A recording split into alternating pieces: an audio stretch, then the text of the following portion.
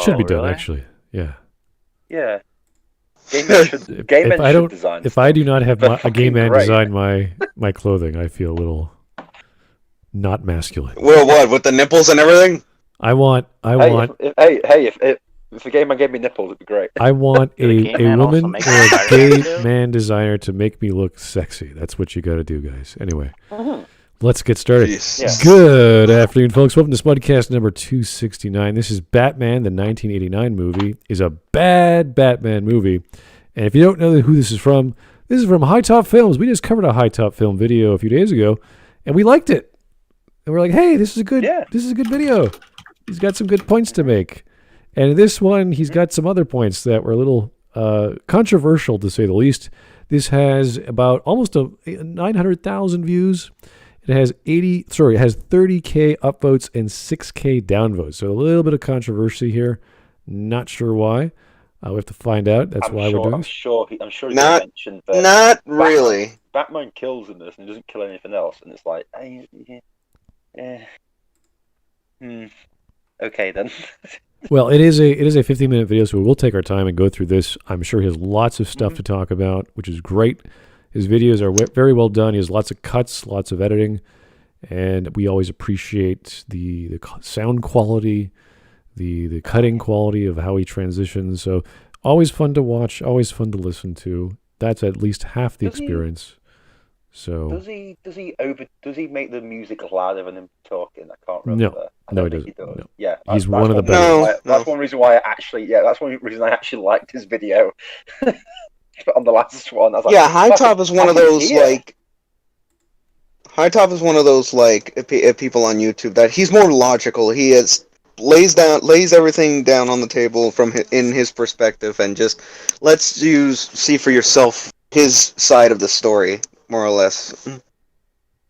right. So we're not going to have too bad a time. I'm sure we'll have some disagreements, as we always do. Depends on how many. We don't know. So let's just start from your favorite. Let's just go down the list. Who is their favorite Batman movie or experience? Like, there's so much Batman material out there over the years, even before we were born. With me, it's going to be film-wise. It's going to be this movie, 89. Okay. I just love it. But in general, it's always going to be like. But the Batman animated series is also really, literally level pegging with this movie.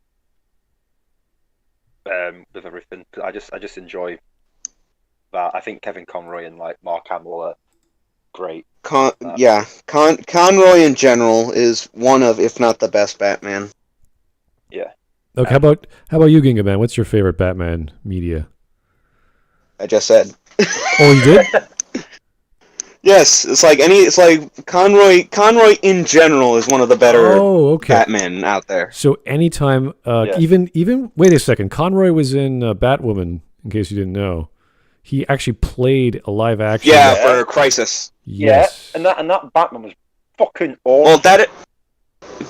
Well, it was fine. I personally, I just like it's because I'm indifferent to that one because it's trying to like make a Conroy version of Kingdom Come Batman, and the way he played it off,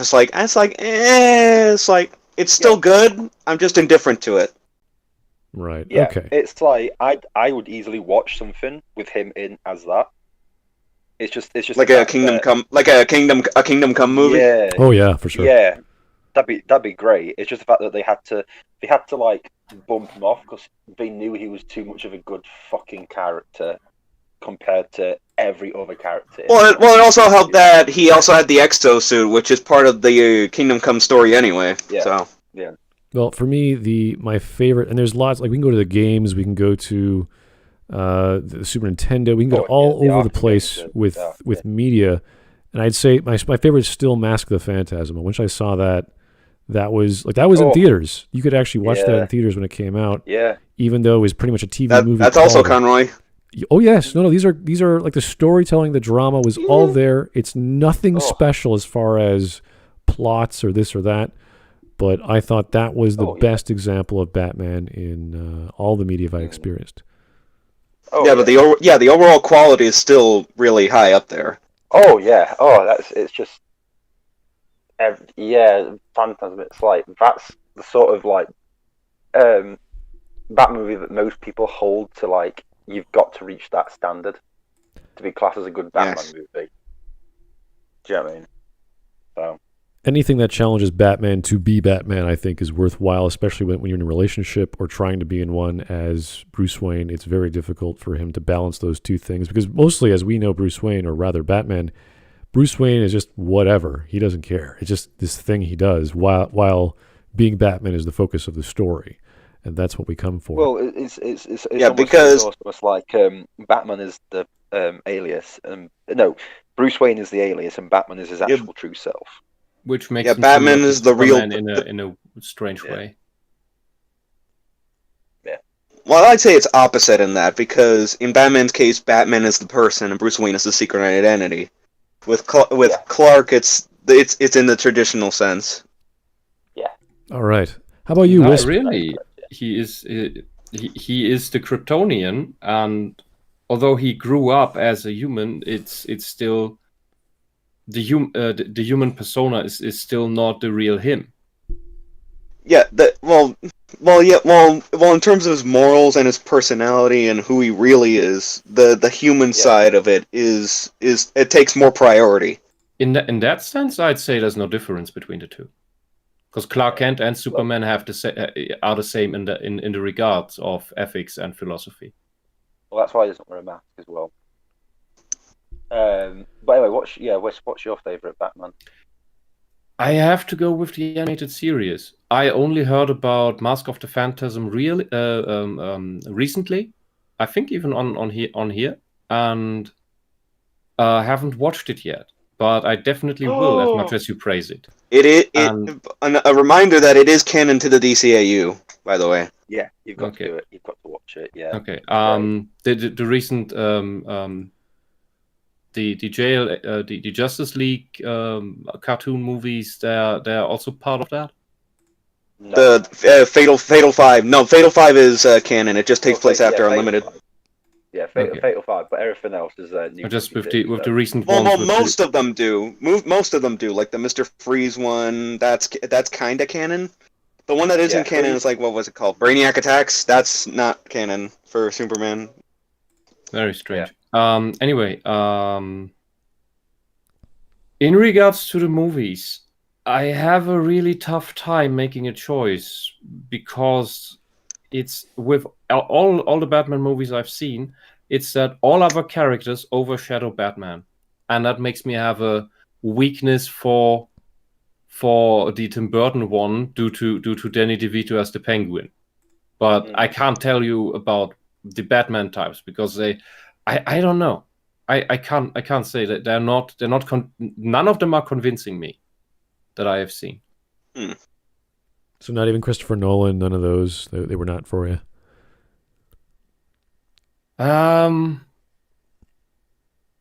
He did seem more grounded. Okay, because people are looking at that's just stuff. That's just I don't know. There's stuff missing, and I haven't figured. Well, for some people, the thing with the Nolan series is that it's Batman, it's the Joker, it's all these characters. It's like it's definitively Batman, but it just leans a bit more towards the realism than it should, at least in my opinion. Yeah, and it goes more to realism and pushes a little bit of like the comic book source away just a little bit too much. Well, I know a lot of people. What I think the main problem, I like going for the realism part. I would like to keep the comic source. It's and I know that's hard to work in, but it's possible if you just put tiny bit more effort into it. Spider-Man 2. What I'm missing is the I can't remember a Batman movie that made it look like, that brought across that Batman is a thinker, that he's the thinking hero. I don't remember that. He has all the gimmicks, but the gimmicks are magically there. He already invented them or had them invented already. But I don't see him really making plans. I don't remember that. Being the detective. Yeah. Mask of the Phantasm does an okay-ish job at it.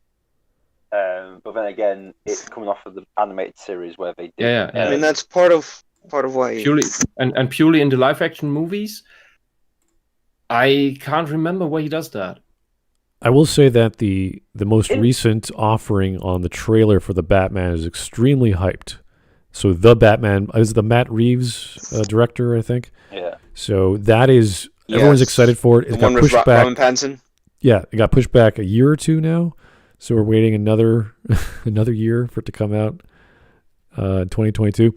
But watching that trailer, I was like, wow, that's pretty cool. But it never really got me hyped. Like, oh my God, I can't wait to see it. It's just like, oh, that looks actually decent.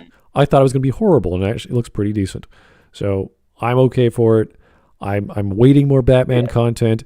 And that's the thing. Everyone knows Batman. Everyone knows what it's supposed to do. So if you have a little spin on it, just a touch, I might go, you know what? I'll give it a go. I'll give it a gander and see if it's worth my time. And from what I saw, it looked okay. It wasn't breaking any rules. You know, it was Batman as Batman. He's beating people up. He's got the mystique. He's got a little bit of dark horror element to him. The water, the rain, the bike, maybe the goth. He actually had makeup in his eyes. I was like, there you go. That's what we wanted to see. So I like the grits. I think the part that's missing is a little bit. So I don't want to say the wrong words because it's too. I don't mean 100%. I mean like 5-10% of the noir movie detective. That's part of it. There's a mystery, need to figure it out. Where does it go? And then comes the planning stage, which is not a noir detective anymore. Which is that is beyond that. That is the mastermind. Which we expect. But Batman covers so many different things. It is difficult to get every version of Batman. All right, I think that's good. Right, let's hear your opinion. Right, what is your favorite Batman experience in media? Right. Well, it's been a while since I've seen an anime.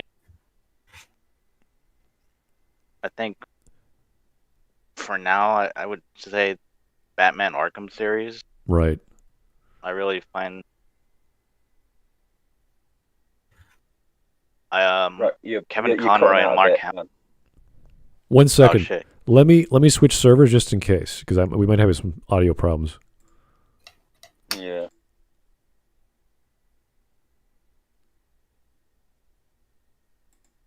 All right. How are we sounding right now? Hello, can you hear me? I can hear you. Am I still cutting in and out, or keep going? still... Keep going. You're sounding. And you're echoing. Yeah, I'm good. You're All good. Right. Sorry. You're echoing actually. Okay. Let me switch mics. Well, he did bring up an idea of the animated. Was it the Animatrix people who did that style of short stories, which I really liked? Was it Arkham Knights, I believe? Yeah. That was also one of my favorites. That I really enjoyed that style and the variety of directors. Wait, you mean oh Hello? yeah. Hey, you're back. Yeah, you're good now. So you were saying the Arkham series was your favorite? Yeah, I would say the Batman Arkham. Really find those stories and just love Kevin Conroy and Mark. They do a phenomenal job. All right. It's also spectacular in my. I don't know. It's kind of one of the best experiences I've had for Batman for a while. Okay, so we got the Arkham series, we got Mask of the Phantasm, we have the animated series, we have the original 1989, which we're going to be talking about soon, and well, there's just so much that we can pull from, that we can say this is good, this is fantastic, and I'm glad that we're getting more. I think this has been working out for DC. It's the only thing that's been golden for them, aside from the late 90s. But other than that, I think we're good to go. I think we've primed our nostalgia, so we can talk about Tim Burton a bit more. So let's get going, folks. Yeah. So I saw Batman 1989 again. I've watched it at least 200 times in my 19 years of existing, but not in at least 3 or 4 years. I always thought it was aesthetically beautiful. I mean, look at this. It's And I great. still believe that Elfman's score is the only Batman theme there is. No, you'll hear Batman's theme. Batman has only had one theme. Your theme. Yeah. But seeing it again, seeing it as an old jaded man, I now realize that Batman is not You're a good 19. Batman movie. Yes, it's one of these videos again, and let me clarify again that this and all the content on this channel is my opinion. And like assholes, everyone has one. I think we need to acknowledge something before we start. Batman 89, without question, helped create every single thing we love about Batman. Without Burton's Batman, there would be no gothic nightmarish Gotham, there would be no animated series, which means no Kevin Conroy, which means no Mark Hamill, which means no Arkham games, which means Batman would still be considered goofy by the general audiences.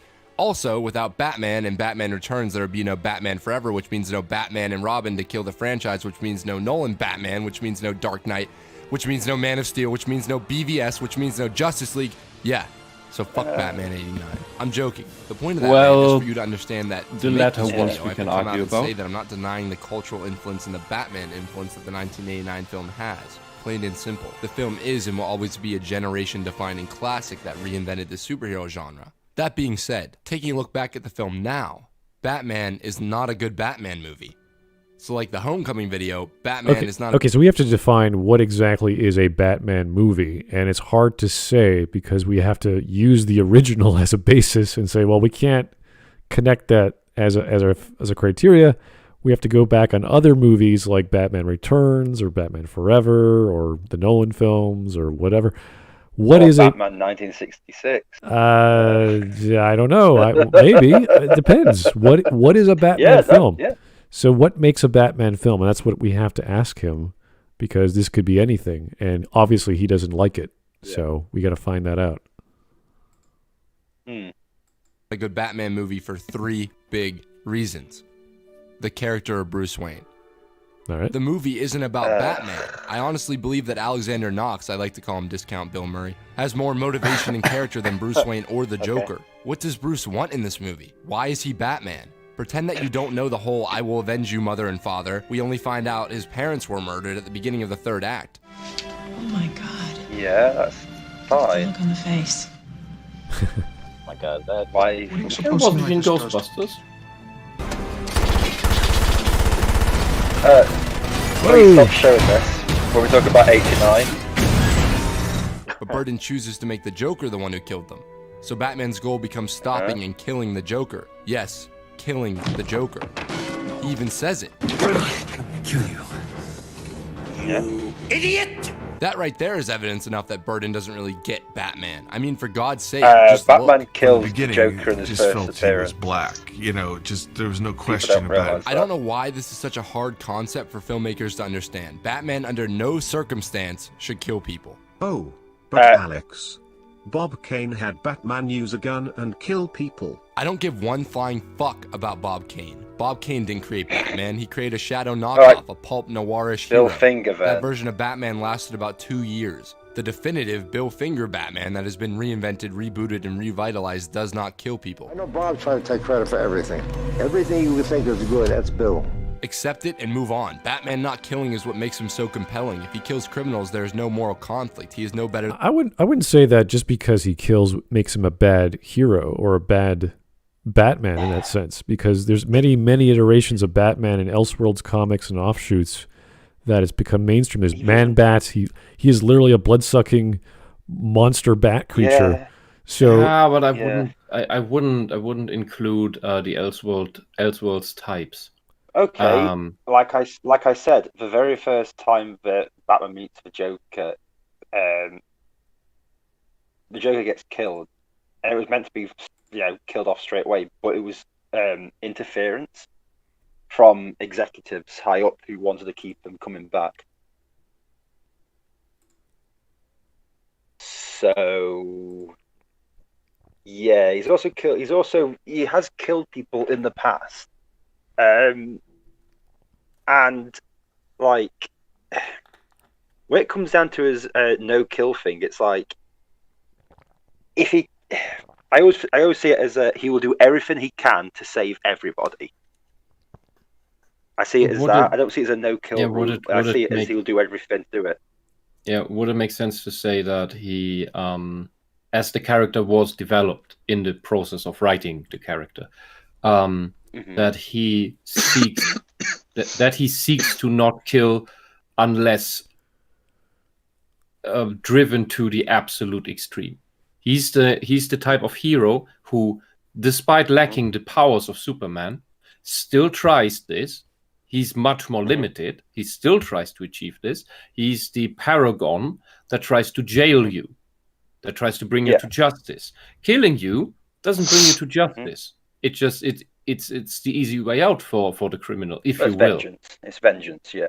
It's vengeance, and it is really not. It is the breakdown of order. Batman is the paragon of order in that sense, as he's opposed to the Joker. This manifestation of chaos, of trickery. Yeah, and in that dichotomy, he does what he is compelled to not kill the criminals, but bring them to justice. He's the vigilante police officer, if you will, and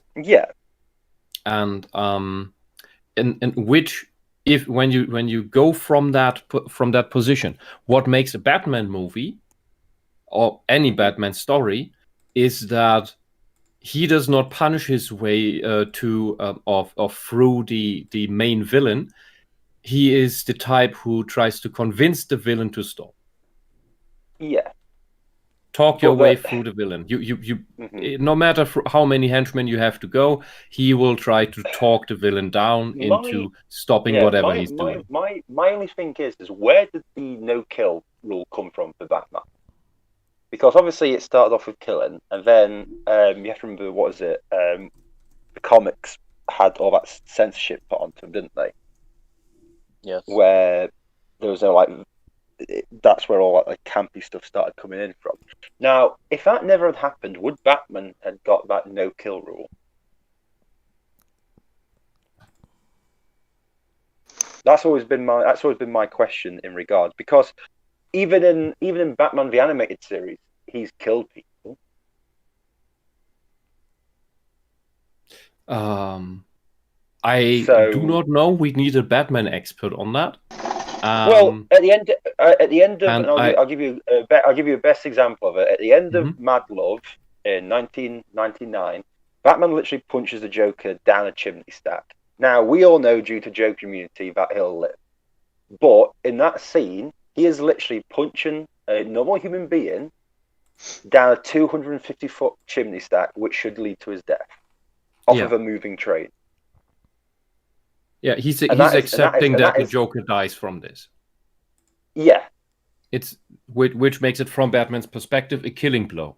However, you also have to consider Batman saw the Joker in impossible moments where he should have died and came back. So maybe he's even you could make the argument that Batman is just not trusting that he can even kill the Joker.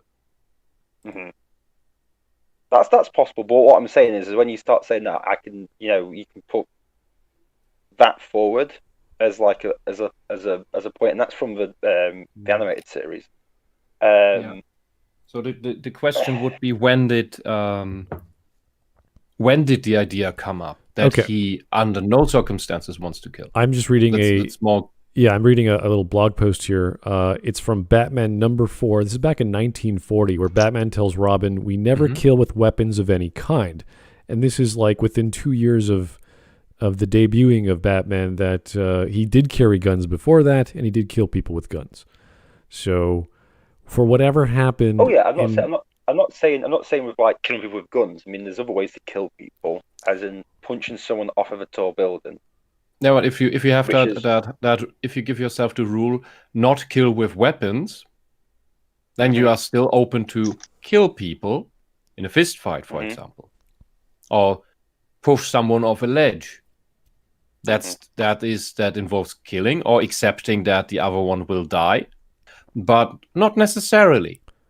You're just beating someone up, and sometimes a vital part breaks off in the other person's body, and it's dead. But that is then more manslaughter. Well, also look at what happened with like the Nolan series, when people say he doesn't kill. He literally he leaves Raish or Raz or whatever you want to pronounce it as to die on that train.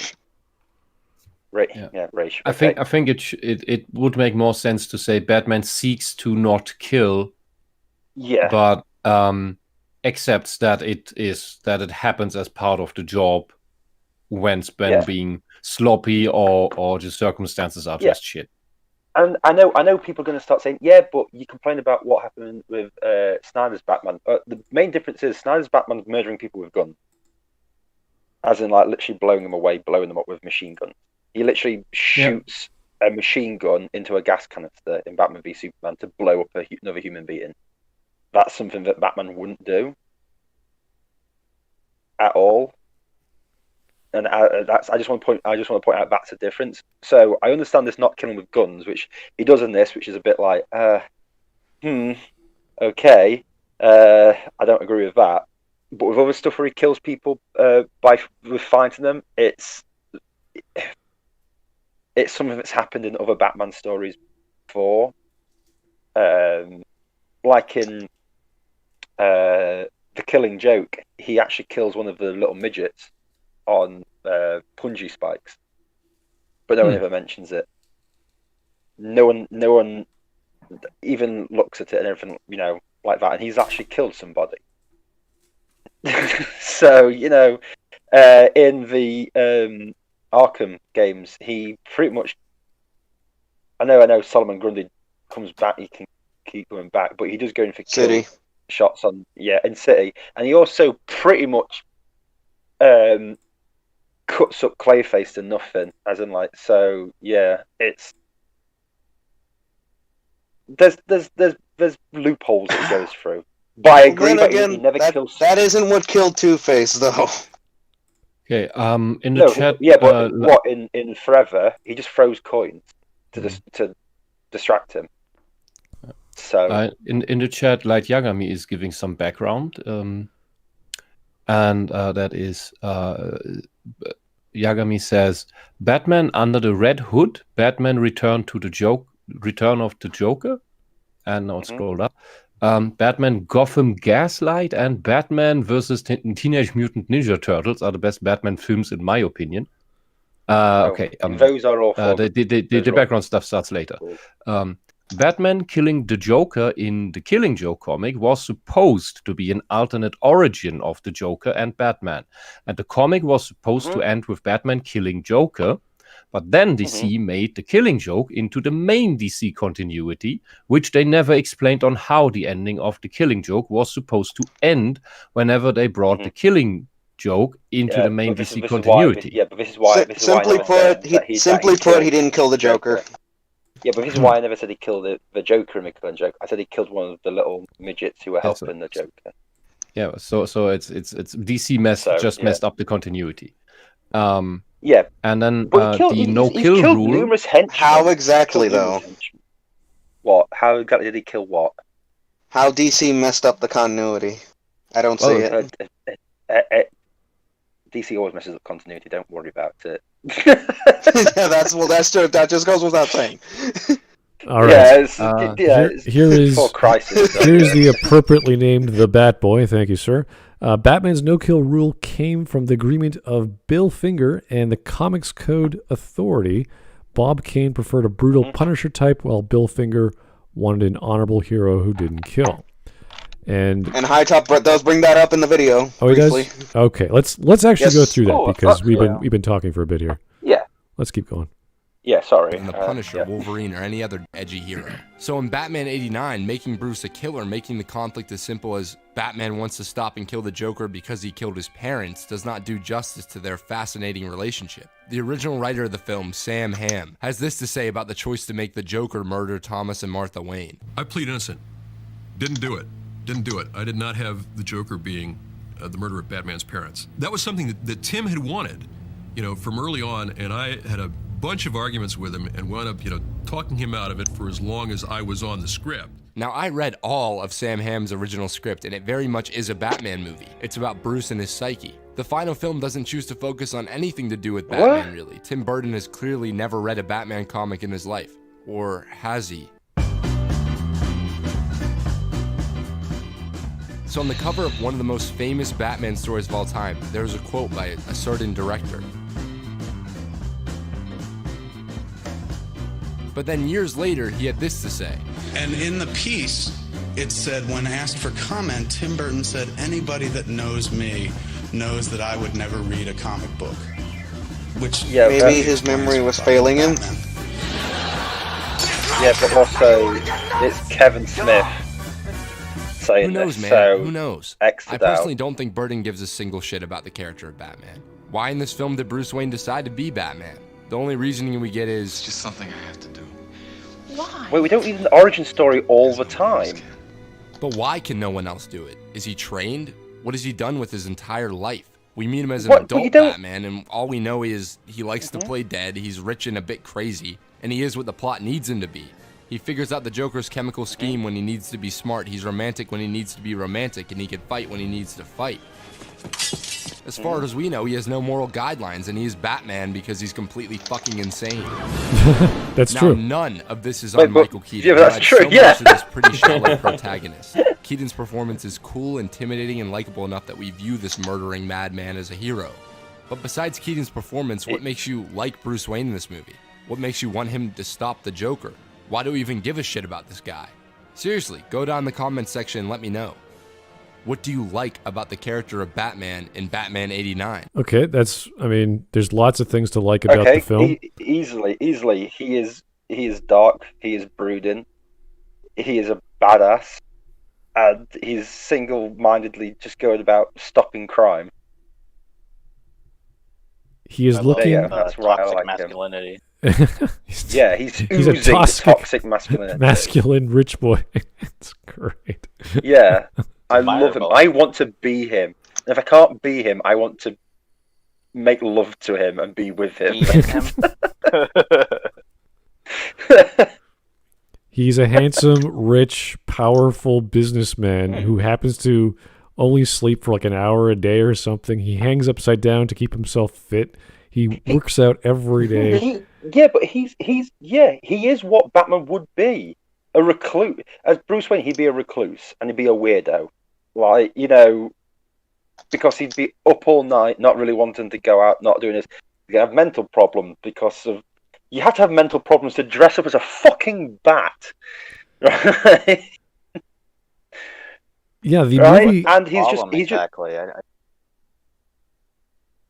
Not really. You meet him as he's in his pretty much in his, not in his prime, but he's been Batman for some time. What's wrong with that? We get the character because he's doing this thing, he's doing this other thing, now he's doing another. Like, we don't know how he's able to do that, but we understand he's rich, he doesn't sleep too much, he's physically fit, he's intelligent, he can figure this stuff, he has technology, he's got all these resources. Like, okay, this makes sense. I mean, it doesn't make the best of sense, but it makes enough sense for me to buy it.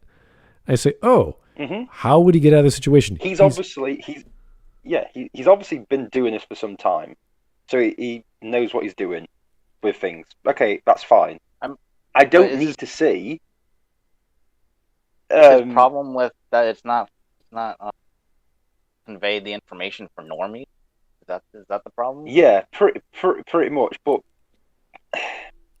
here's the thing: I know we like backstory, and we know like how characters learn stuff, but no one asks this about Justice League Batman or Snyderverse Batman. We just say, he's an old Batman. Okay, so that's not like I've never had that complaint of I didn't see Ben Affleck, trained to become Batman. He's just Batman, and the only thing you see him is obviously his training to fight Superman. I'd say if you'd make a new Batman universe movie, if you opened up a new Batman universe for movies, you wouldn't need to do the origin story again. You could just do a Batman story, because the origin story of Batman is so well known at this point that if you have to mention anything about it, you only need to do that if you divert from any of the elements that make it. Yeah. Same with Spider-Man. If you open up a new Spider-Man universe, you don't need to do the whole how many people Uncle grow? Ben thing again. How many people Just go with a new Spider-Man. with BVS when they showed Thomas and Martha Wayne getting killed again. Huh? How many people would like when? Yeah, how many people just went, "Oh, they're showing the death of the Waynes again" in Batman v Superman? That was my favorite depiction of the death of Martha and Jonathan Wayne. Really? Jonathan? Who the fuck's Jonathan? Who was it? Was it Thomas. Thomas, sorry. Jay. It's Jonathan Kent. Yeah, I mixed the two parents up. Oh my God! For whatever parents on a farm. God. For whatever Snyder is worth, he did the best rendition of that flashback scene. Oh yeah, tell when that he to puts the Jonathan. gun under the pearls, and then the hammer like It was breaks the all pearls. worth it for That 10 was great. seconds of screen time. I wish I could agree with you, but it was really the best 10 minutes of the film. Yeah. So. I want that flashpoint. I thought the best 10 minutes was the credit. Okay. Here's a proposal. We just rip all the Batman movies apart for their best scenes and put them together into a perfect Batman Frankenstein movie. Oh God. Oh God, no. Oh God, no. Come on, it will be amazing. Well, No, maybe we miss out like 4 Batman movies. Yeah, no, there's a Completely. lot. There's a lot of beds. Like I remember the scene in Returns where Selena just gets shot like 7 times or whatever it is, and she's like, "You just got She's just shot." counting down. Yeah, she has 8 lives. No, that's not how this works. It's like it's still a bullet, Selena. I don't care what you think you can do. It's just this. You're still a woman. I identify as a cat person, therefore I have more lives. Yeah, it's like wait a second. It's like no, it's not how it works. Yeah. No. Also, Respect more identity. I think she counts wrong as well. If that's the case, I want Catwoman powers. Like forget everyone else in all the universe of DC. Oh, if you forget that you lost lives, then they don't count. Yeah, it's great. All right. Catwoman, are you talking about? You're talking about the Halle Michelle Bailey Pfeiffer. one or the Return? Oh, okay. Michelle Pfeiffer. The Michelle better Pfeiffer. one. We don't talk about that other one. No, that we never don't. existed. What are you on about? Here's What the hell are you on about, man? here's the You go Bat nuts. Boy. Here Scarred we my go. memory. There are multiple versions of a Batman who kills or indirectly kills or kills when necessary, but the most popular one is the version that doesn't kill, and that's simply because he has more depth to him if he's trying not to kill, because he has 1,001 ways to kill someone. He's been trained to do so, and the fact that he doesn't do that, that's what makes him appealing, and he's always striving not to. So he's always fighting against his urges to completely annihilate someone, when what he wants to do is heal people, doesn't want to destroy them. And that's part of the reason why. I just realised something as well. One good scene in Batman Forever actually brings up the amount of killing he does in 89 and Returns. When he's talking to Chris O'Donnell, Robin, because Robin wants to kill Two-Face, and Bruce is saying, "Don't do it." I was killing and killing and killing, and it never brought him back, so I had to change. And it's like saying, "Listen, I've been down that path," because he's bringing up killing, talk about killing the Joker and killing the Penguin and killing the Henchman and everything like that, and it's about his growth as like a character. Hence, why he takes into his hands to indirectly kill Two-Face at the end, or at least deal with Two-Face, so it doesn't weigh on to Robin, conscious. Which is nice, which is okay in Forever, but there's more problems than what's good. Oh, But we do bring it up. actually later in the series, which is really strange. But they actually remembered all this stuff. Oh wow.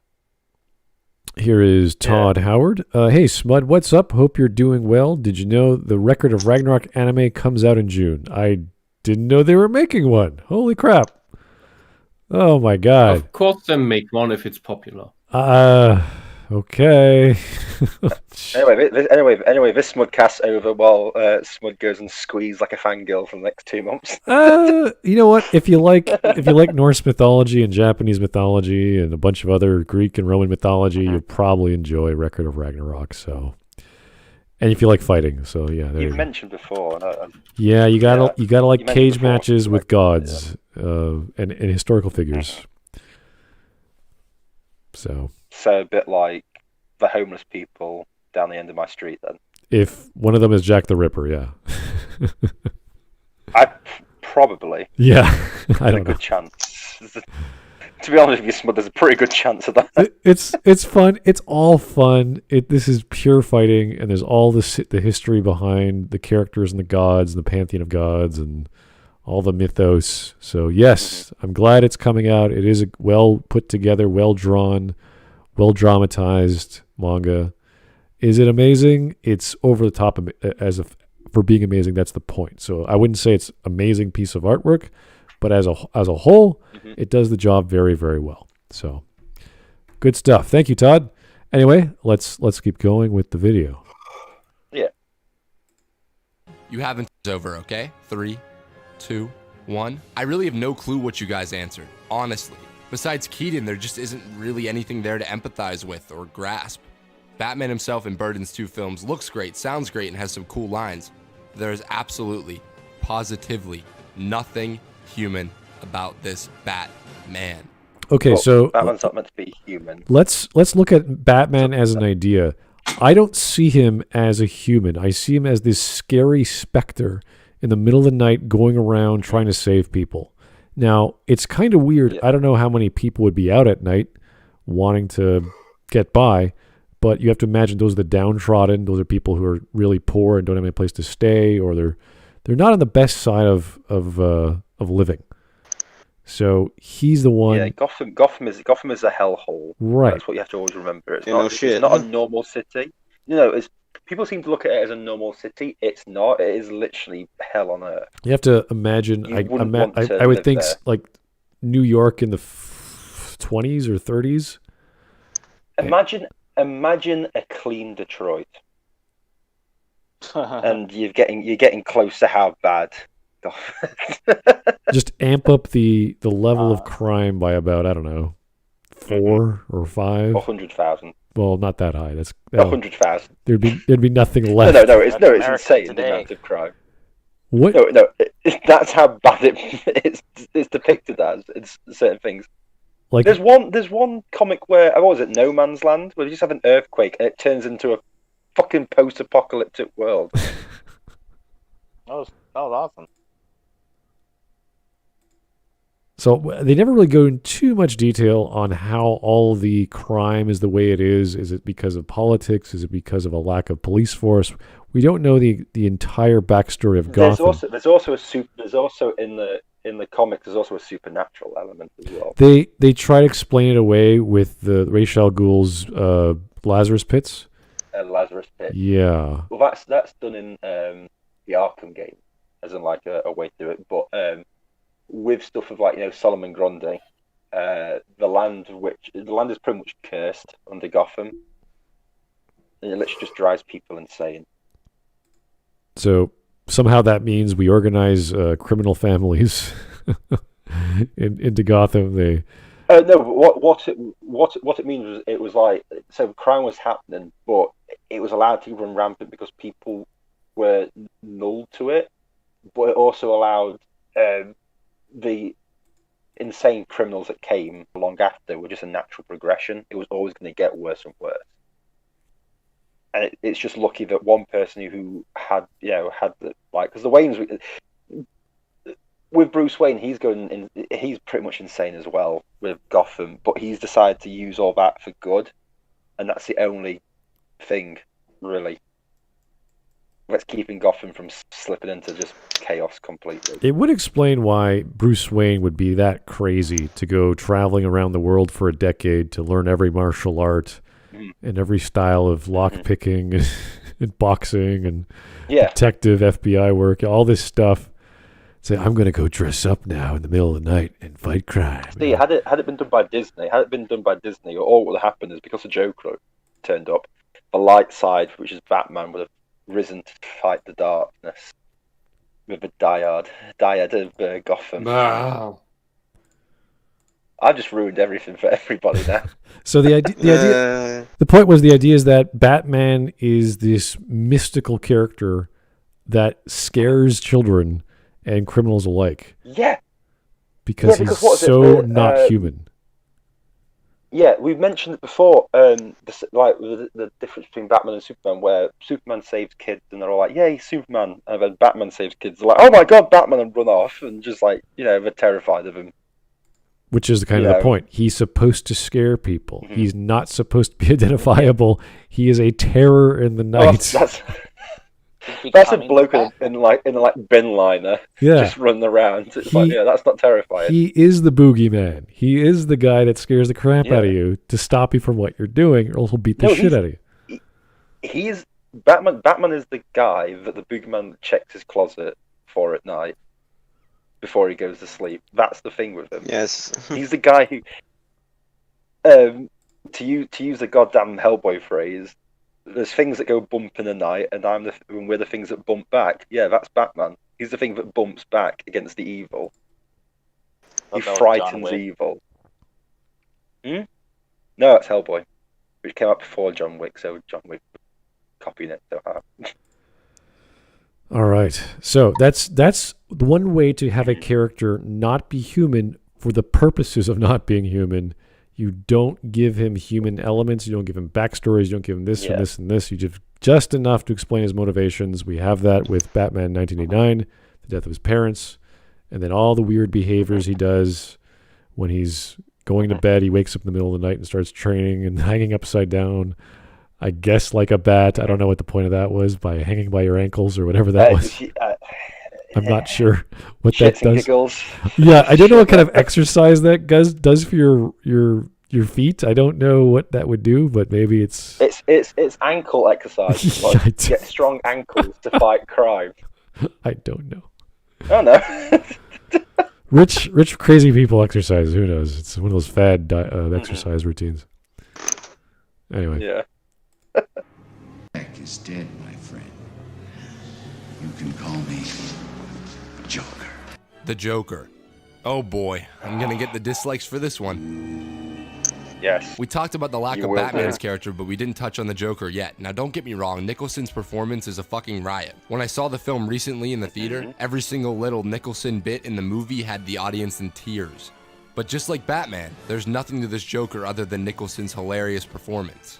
I'm fine with them giving the Joker a real name and Joker. I'm kind of confused what he's trying to say. Fucking Joker.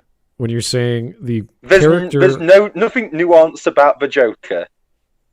The character of a actor bringing out the role is like, yeah, that's the point of acting. You're supposed to bring out the role through your acting. So specifically, he has to say, there's nothing here. Like, look at this scene. There's nothing there. Look at this scene. There's nothing there. It's like, okay. Why is that bad or good? Like, just show us how that works. Yeah, but what isn't like? There's nothing here. Why? I can see quite a lot here. I see the Joker here. What don't you see? It's like, I just see Jack Nicholson. Okay, that's just your suspension of disbelief. You could argue. I mean, people have said that all it is Jack Nicholson goofing around for an hour and a half and trying to play a mobster guy who's crazy. You're like, okay, sure. If you want to reduce it to that, sure, you're right. There's other stuff like his romanticism, his morbid curiosity with death, his favorite saying, his playing cards. There's a lot of character there. Also, his annoyance that he's being shown up by Batman. He wants to be popular. Yeah, it's also a weird thing. I didn't quite understand that. No, not popular, but he wants to be, people are like frightened of Batman. He's like, no, he should be frightened of me. I'm the main guy. Because that's when he reads the newspaper, doesn't he? After he's killed Jack Palance. And he's like, wing freak terrorizes city. And he goes, well, wait till they get a load of me. It's like, I want to be better than him. I want people to be more frightened than of me than him. Right. Is his issue It's that he's not sympathetic or something? Pardon? Well, one of the casting for the Joker, I believe, was Robin Williams.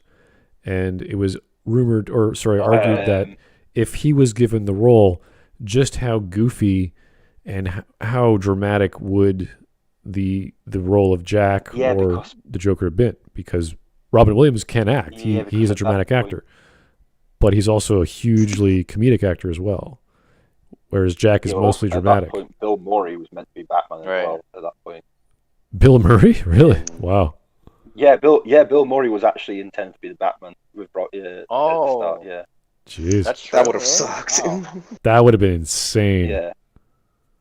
That would have been stupid. With Robin Williams, I always thought he was always intended to be Riddler in Batman Forever. I never heard of him being put forward for the Joker.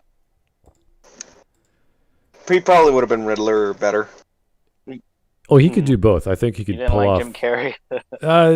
Jim, no, not for the Riddler.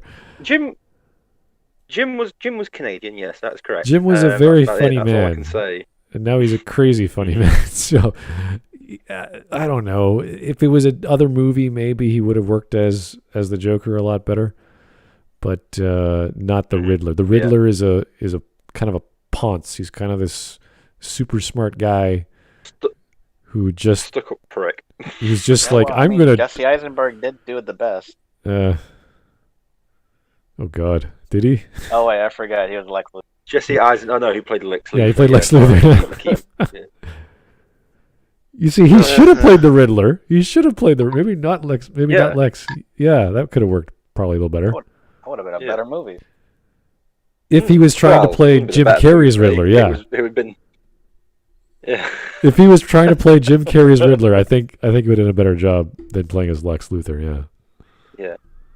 Well, the major problem with Forever is that both Tommy Lee Jones and Jim Carrey were just playing the Joker in that movie, the Two-Face and Riddler. So, oh well. I mean, one thing I will say is, I like when the Joker's giving him an idea, kind of destroys it for me a little bit, which is not a problem, but it tastes. I just wonder if maybe that's affecting what he likes or doesn't like about the. Yeah, I have a feeling that he's looking at Jack Nicholson's Joker through the lens of Heath Ledger's Joker is a lot better. That's a silly comparison to make when talking about why this is a bad Batman movie, because there are better movies out there. I mean, yeah, but that's usually how it goes, though. And this is the thing: 8 to 9 gets unfairly put against Dark Knight, and it's like, right, okay. I mean, it's a different interpretation. Yeah, like Joker's terrorist in the Dark Knight. The Joker's not really the clown prince of crime. The Joker's just the clown of crime. That's it. Right. Yeah. All right, let's get going. Skipping out on the Red Hood bit. I'm even fine with the fact that 2 of his big scenes are an excuse to play Prince music. More on this later. The Joker calls himself I am the world's first fully functioning homicidal artist. And Vicky Vale even asks the Joker, What do you want? My face on the $1 bill. So is his defining character trait narcissism?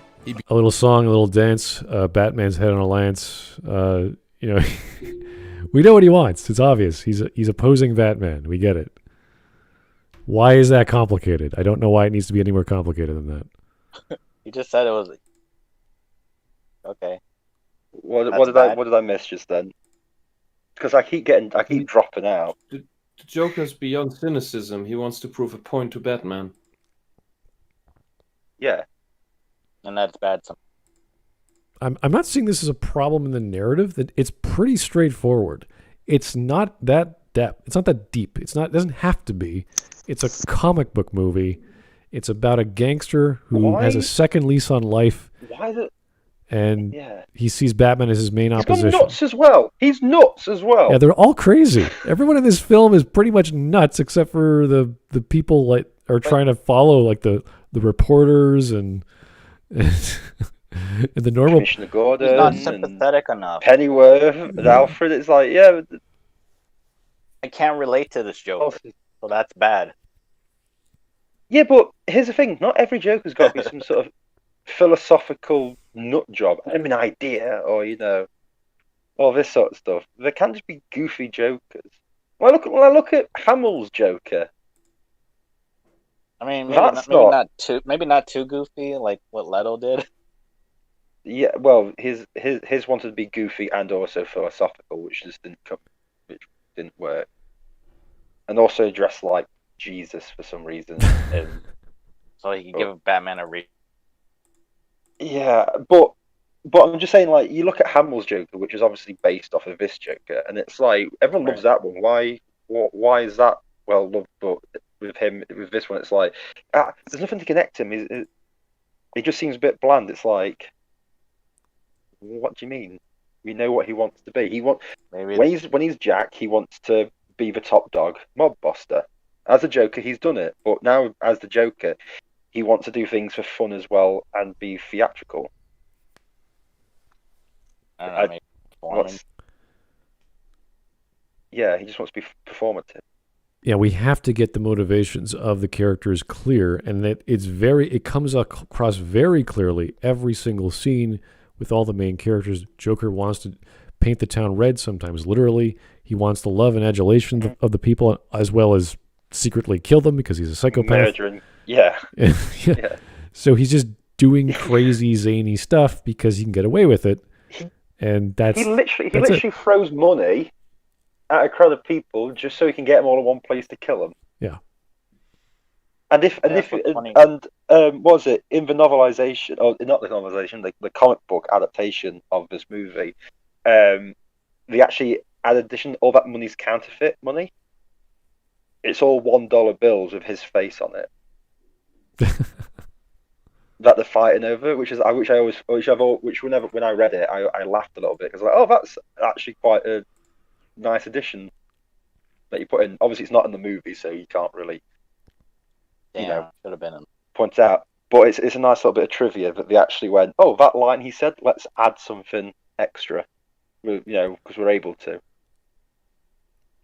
So, yeah.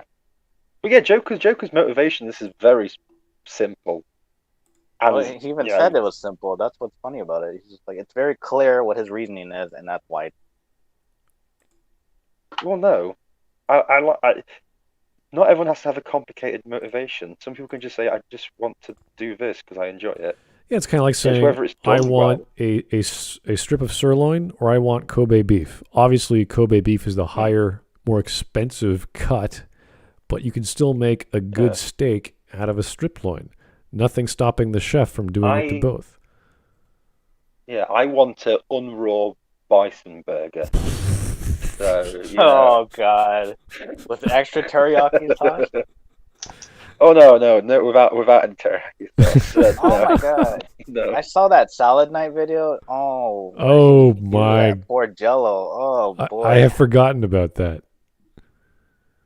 Oh. Yeah, you shouldn't do as well because you'll never eat any food ever again. Yeah, well.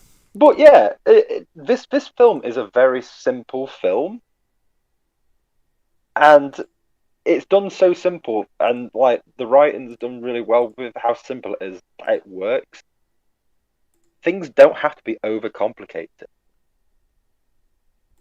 If more films today were like Batman '89, we wouldn't be in a lot of the problems we are now. So, yeah. I think it was a nice balance of Tim Burton's ideas that weren't, they didn't go as far as they did, but they were far enough to go, okay, the setting makes sense. It's gothic enough. It's a bit cartoony, but not too cartoony. It's a bit serious. And there's a certain levity with the characters. That they're not too serious. Yeah, but also it's also like it's got a start, a middle. It's got a beginning, a middle, and an end that all lead into each other with setups and payoffs. Yes, I agree. And nothing jumps out, and goes like, wait, how did that happen? You don't have your Dark Knight Rises. How the hell do you get from a desert to Gotham City moment? That doesn't happen in this movie. Oh, but Superman helped him. That's how he got there. Deleted from the movie. Shut the fuck up. Shut the fuck up. But you know what I mean? It's one of those things where it plays in and it's perfectly done. So we can agree that the characterization does not need to be overly complicated. The plots don't have to be multiple. All you need is one clear one, which we have for Batman, for the Joker, for Commissioner Gordon, for Vicky Vale, for Alfred. We understand why they're there. That's all we need. We don't need multiple levels and all these relationships and all these crisscrossing of ideas. No, we don't need that. Anyway, let's keep going. The double cross, the triple backstab, and all that sort of stuff. I was secretly your brother. Okay. Becomes the Joker's boss. Grissom sets him up due to the fact that Jack is sleeping with his wife. He wants to kill Batman because he steals all the attention the Joker seeks. He wants Vicky Vale to take pictures and record all of his art pieces. He also wants to bone her. But that's it. Wow. Yeah. How horrible. Yeah, wouldn't you? He wants power, money, and women. Bone her as well? Yeah. And we understand I why. understand this character, but here's his motivation. Yeah. This character's got no motivations. Anyway, here's his motivation. Bro, are you fucking joking here? Vicky Vale is a gorgeous female blonde photographer, reporter person. Yeah. He wants to stop the various powers that be so he can have power himself. He wants to kill Batman. He wants to do all these things. It's like, that's lots of plots. That's lots of motivation. Yeah. It's like, but also like, the thing with him sleeping with the mob boss's girlfriend sets up why the whole Ace Chemicals thing in the first place. It was a setup. So there, it sets up the story quite well, that little subplot. Also the fact that Joker kills Alice, is it, later on, also sets up the fact he's fucking nuts. You know, he's still fucking nuts. He's like, he doesn't care for other people. Did they kill Alice? Oh, she dies, yeah. Shit. Yeah. Yeah, don't you remember the scene where because he puts acid on her face and she has that porcelain mask?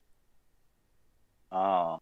And then in Vicky's apartment, he goes, but to make an omelette, you have to break a couple of eggs, and he smashes the porcelain mask up. Signifying that he's literally like pushed her out a window and killed her.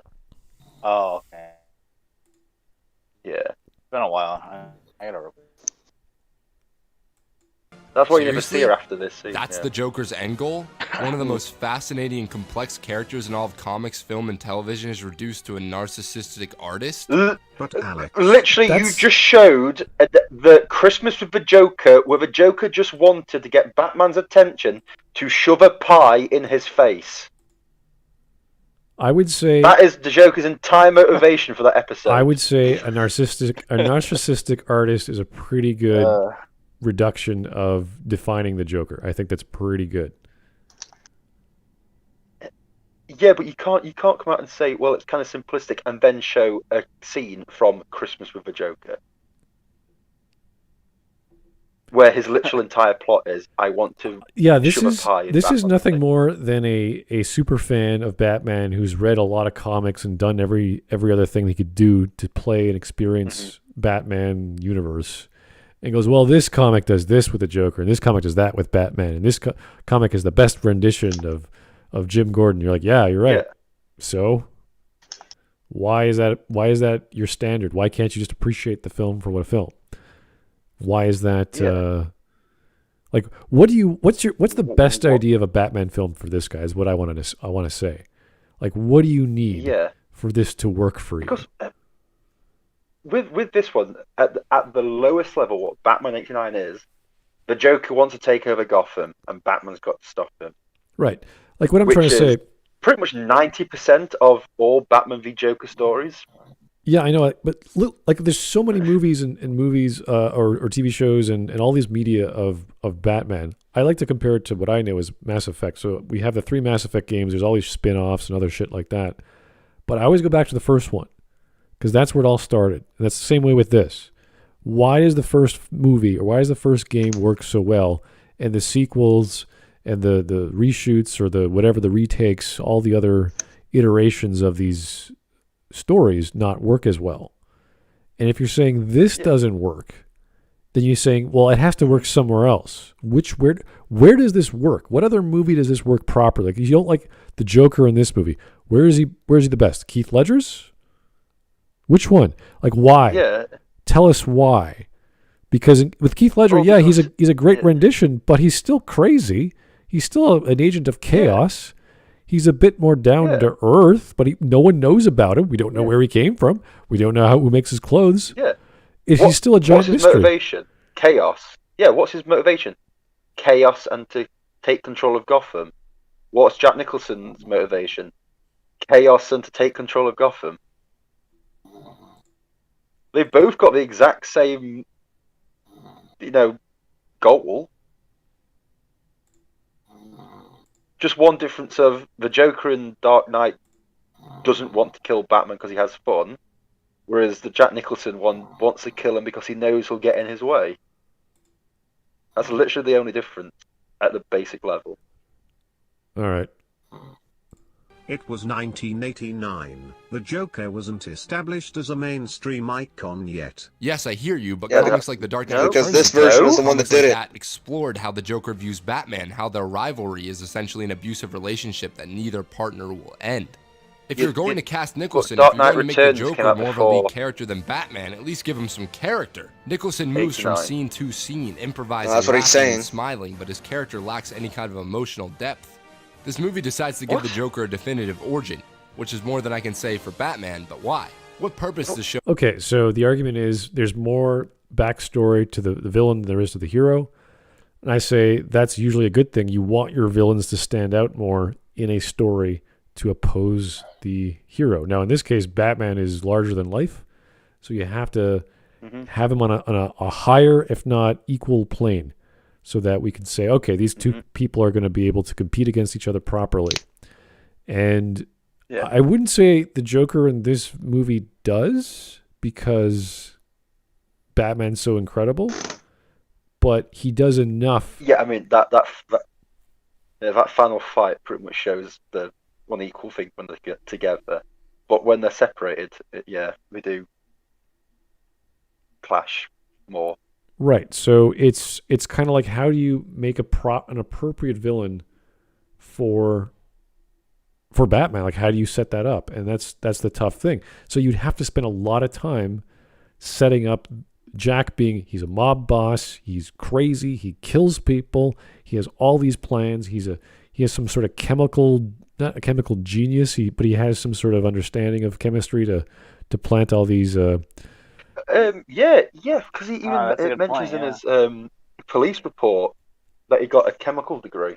Right. Chemical engineering degree. Right. So you have to have something that is tangible to say he knows what he's doing, he has these crazy ideas, and he's hurting people in a unique way.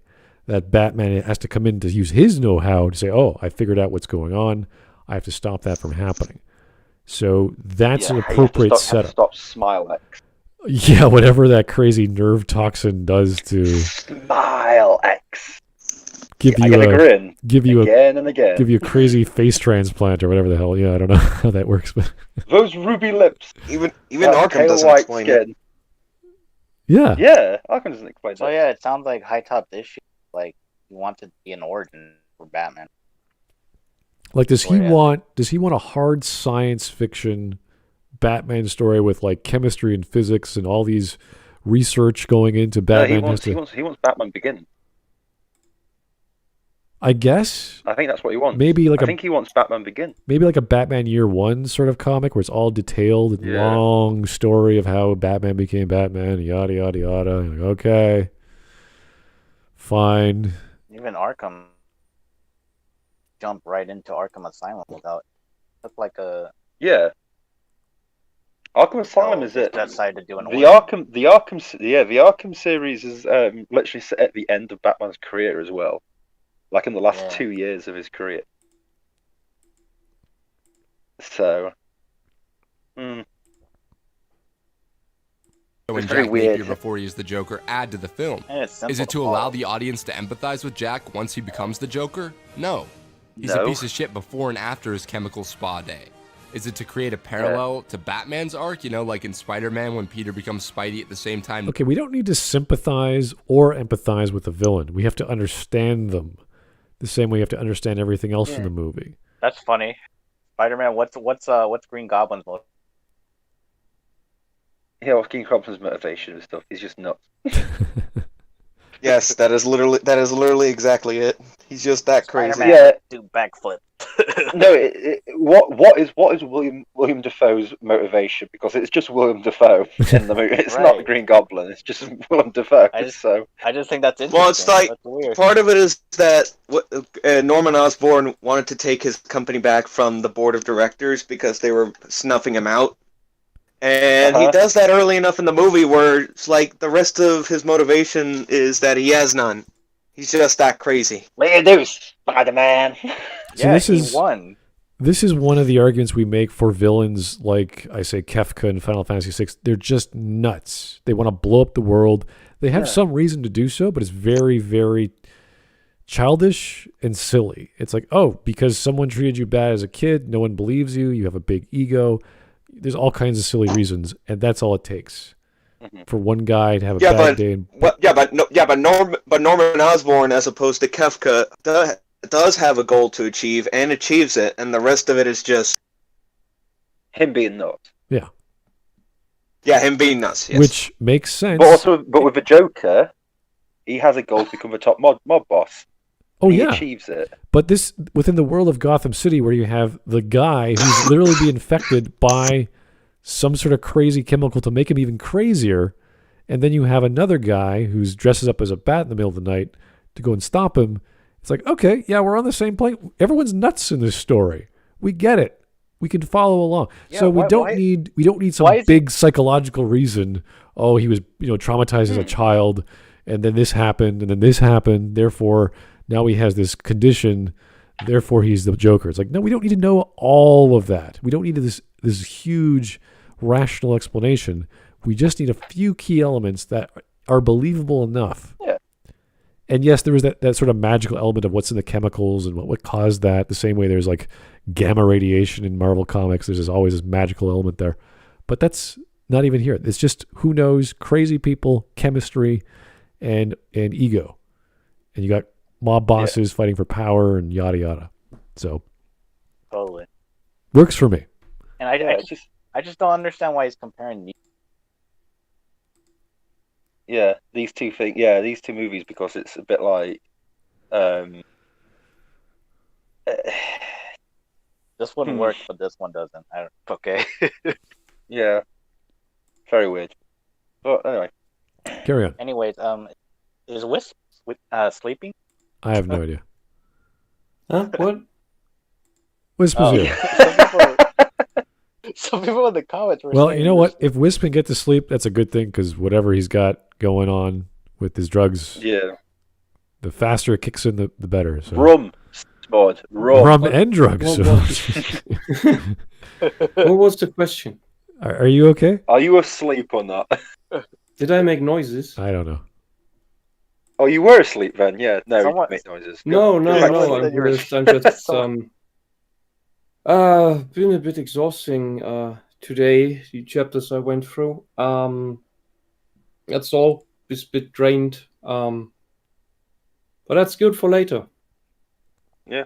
So I'm just sitting here waiting for a thing to say something on, and the rest is yeah. Okay. Alrighty, let's go. Were you missing out on monologues? Yay and nay. We'll save it for later. The Goblin? No, that's a trick question because Batman doesn't have an arc. The reason we have that origin in the film, the sole reason, the big reason why Batman 89 is a bad Batman movie. Gentlemen, let's broaden our minds. I swear to God, if it's just Prince music. Studio interference. You guys have realized that the Batman series is just an endless loop? Hear me out. All right, so I don't really care what happens behind the scenes, really. Oh no, this is not an argument. If he has a solid argument, I want to hear it. So You have completely campy, which makes people want dark and gritty. Then when it gets too dark and gritty, you add some camp back in. Then people like the lighter tone, so you go even more goofy in the next one. Then people fucking hate that, so you kill the franchise for a few years, and then you go back to being serious. But then you get too serious again, so you go back to cracking jokes. Then the franchise is dead, yet again. Anyways, I put a series of behind-the-scene clips where the cast and crew directly reference things the studio wanted or needed in Batman 89. I remember one day somebody brought in a logo, and we all looked at it and said, what is that? It looks like the inside of somebody's throat. It was Tim's vision. It was his eye. You know, once you bought that eye. The question was, how much does it cost, and where can you make it less expensive? When Jack entered the movie, the balance of the movie started to shift a little bit. So you wanted to, play to your strengths. The Joker became a little bit more than he actually was in the earlier drafts, which is only smart. Halfway through shooting, Jack and John Peters go to see the Phantom of the Opera. And at the end of Phantom of the Opera, there's a scene where she goes up to the tower. I don't know how the story went, if John turned to Jack, Jack turned to John, but said, this is what we need. And the next day, they started writing that scene, the whole ending in the tower. I was very grateful for Jack's support. He just said, don't let them, you just get what you need, and don't let them get to you and that kind of thing. A lot of this movie comes from just moments of improvisational inspiration. So there was definitely pressure. I mean, there was pressure between him and John Peters at times, and I think John, made some good contributions. Peters wanted the Prince music.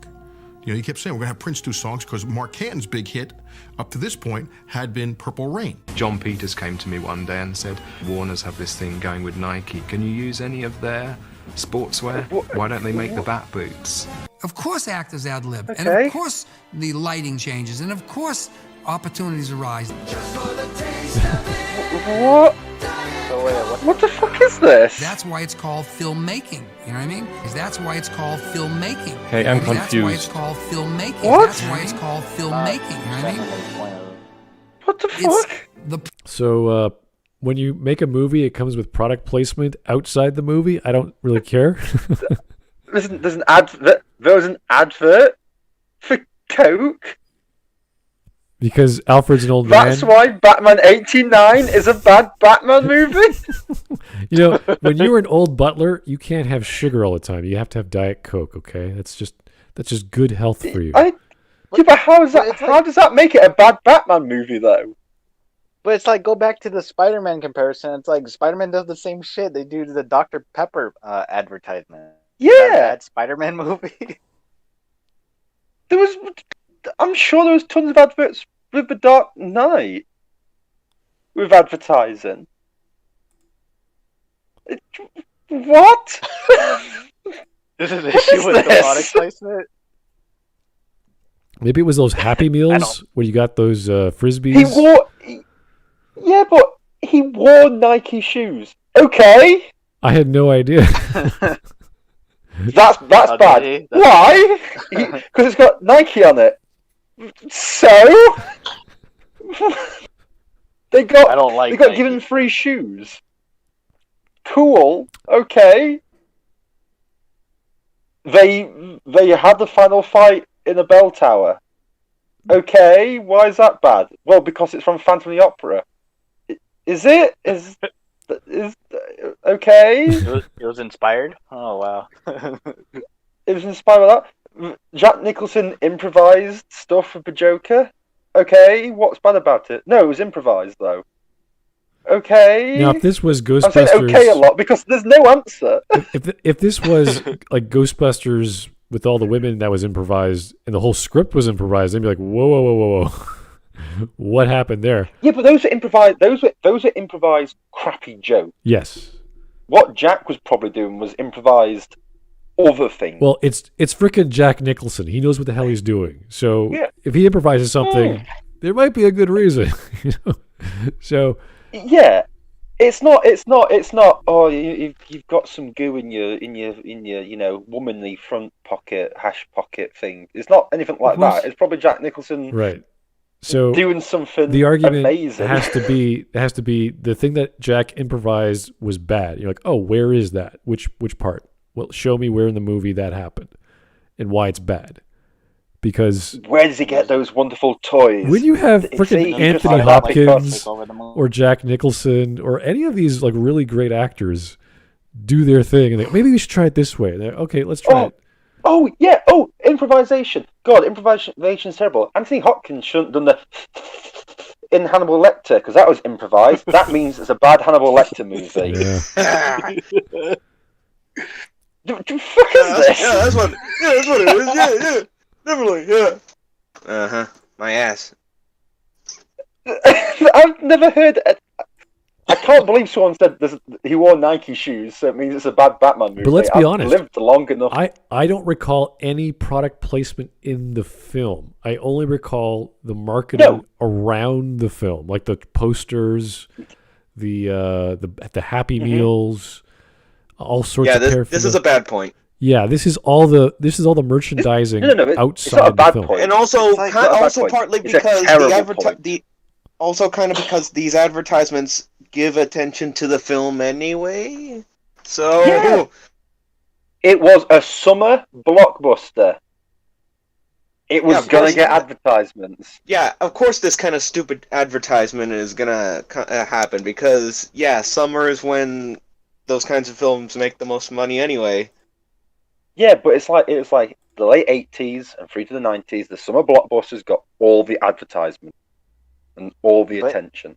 Is he implying that the advertisement is taking over the movie, like what happened with the Ghostbusters reboot? If you watch no, that that's movie, not and no one told you that Batman had Nike shoes, would you even notice he had Nike shoes on? Are we talking about advertisement or about product placement? Both. But there is no product placement though in the movie. Okay, that's fine. Then it's just advertisement. Yeah, he's more. He's more so talking about the advertisement. So what does advertisement have to do with being a bad movie? Well, he's also referring to studio interference, but I don't know what that did to the script aside from the scene being inspired. What's the specific things he brought up? The specific things he brought up is like that kind of doesn't sound like studio interference. That's kind of something that Tim and Jack and all these other people wanted to do without and it doesn't sound at all like Warner Brothers wanted this, Warner Brothers wanted that. No, it doesn't sound like that at all. If you license music, his music director wanted Prince songs. Okay. Yeah, and also licensing the Prince music. Go ahead. Yeah, but they also work well. They work well in the scene that I always remember as the art gallery scene. It works well in that. Exactly. They did make it work. Yeah. And there was a logical reason to have that music playing.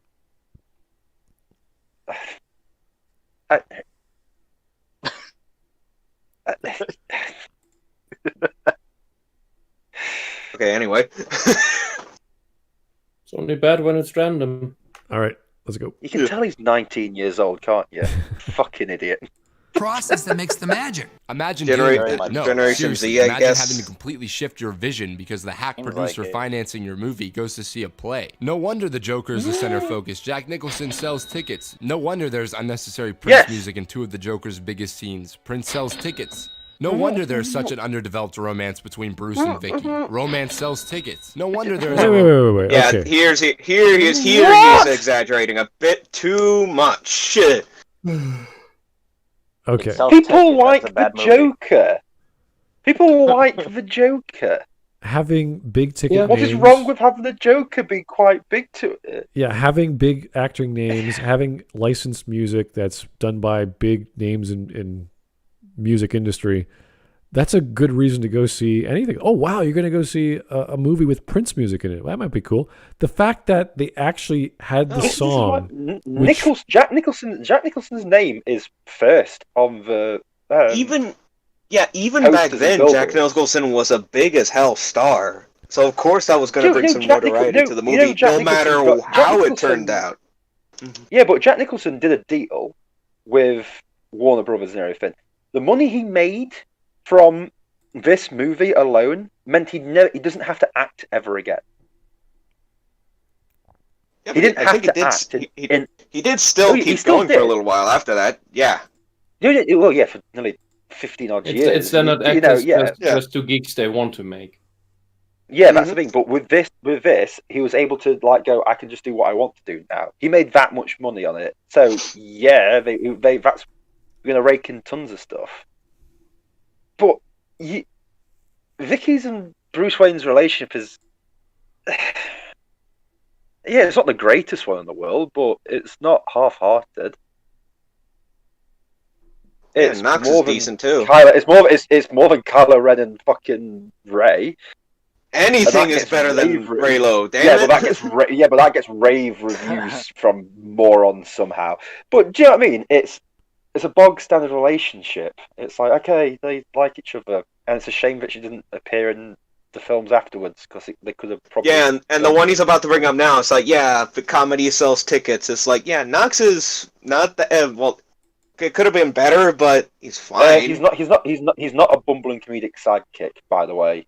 He's at least competent. And even the deleted scene of him having the cowl on by accident. Yeah, but that also he beats up Joker goons as well. Oh, there's a deleted scene of that?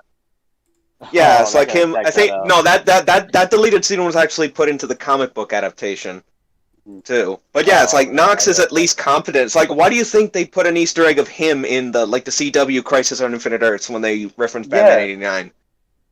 Yeah. He's that memorable. Yeah. It's bad because man loves woman. Yeah, sure. Yeah, and it's bad because policeman funny. Sure. No, not even policeman. Just news reporter funny. News reporter funny. Yes. Sorry. Yeah. But same principle though. Same principle. He's going to say, "Oh, I didn't like Commissioner Gordon because he's fat." It's like, okay. Wait, who? Commissioner Gordon. Oh, okay. It's like I don't remember him mentioning Gordon. Yeah, but I'm just saying, is he gonna then go? Commissioner Gordon was too fat and all of it. It's like, what the fuck is? He's too fat. He's not arguing. You'd think.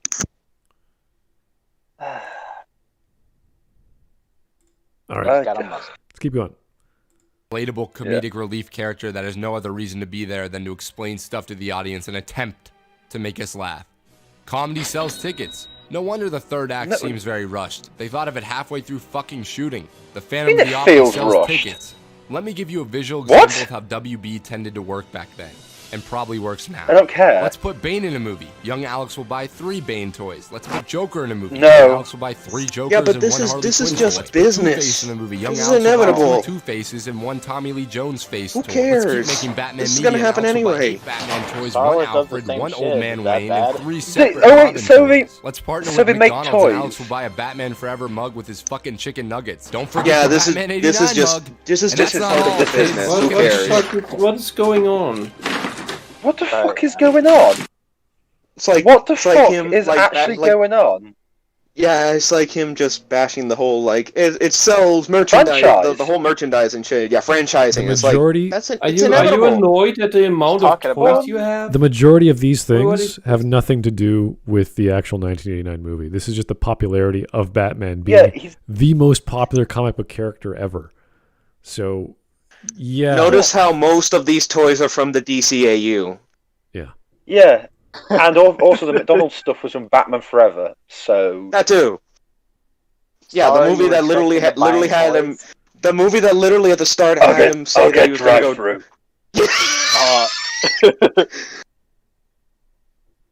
Yeah. There's Doomsday. And that scene was also in a McDonald's commercial too. Yeah, For those who it don't know. was. May I pack you a sandwich? I'll go drive through, and then the Batman film starts. You're like, okay. This is what we're sat through, kids. Batman Also, for he's toys, pro- only at he's- McDonald's. I'm just remembering the. He's also but he's also Where even the narrator had a Batman accent. Go on. Yeah. I'm remembering the line from Spaceballs. Merchandising. That's the whole point. That's it. It's like it's not With bad. Spaceballs, we'll meet again in Spaceballs 2. The search for more money. Yeah, HiTop literally thinks it's that bad for Batman 89, which it isn't. Not only is it not that bad, it's also inevitable. Lunch boxes. I bought T-shirts. Batman toys, so that's why it's a bad movie. Yeah, I bought. Yeah. I'm a sucker for merchandise. Video games, that's Therefore, why it's bad. Yeah, you have way, mate. If you don't want all those, send them over here. I'll have them. They look great. Yeah, I'll I take got them like off your hands. 1,000 Star Wars action figures. That's why Star Wars is bad. Yeah.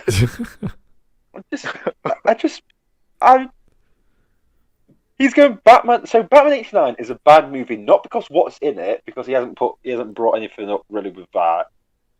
It's because it was successful, made money, and had merchandise. Yeah. That's why it's a bad movie.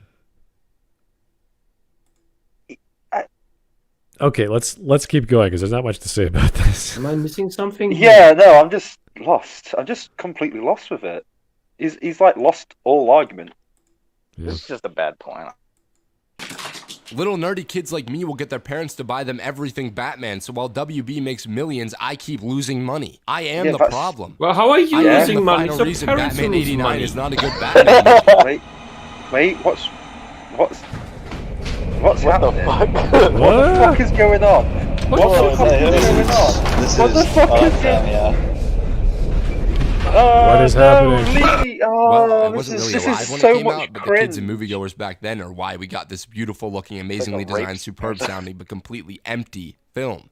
What? Its sole reason for existing is to make money, to build a brand. Yeah, no shit. Welcome to Hollywood. Sometimes we get films that are well wait, written and no, well let me- executed. Yeah. Oh, wait, let me Yeah, correct it. the fucking Welcome Batman fucking begins. Welcome to old A Hollywood, fucking where thing that Hollywood had was about to toys make and money. merchandising. That also exists. Honestly. Batman Begins exists to make money. You thick loaf of bread. What? That's awesome.